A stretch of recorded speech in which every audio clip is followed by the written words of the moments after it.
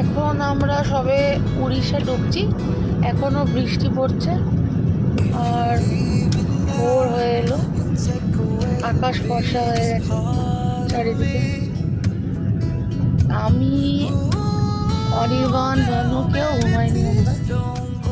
অনির্বাণ তো গাড়ি চালাচ্ছে, অবভিয়াসলি ঘুমাবে কি করে, কিন্তু ছোটটা ঘুমাচ্ছে। রবি মাঝে মাঝে এসে দেখছে যে কি হচ্ছে না হচ্ছে। এতক্ষণ আমরা মনে হয় 250 কিলোমিটার পার করলাম না? হ্যাঁ, এখনো 315 কিলোমিটার আছে, মানে বেশিটাই আছে। দেখো রবি বাজে কটা? 5টা 15। এবার দেখানো যাক রবি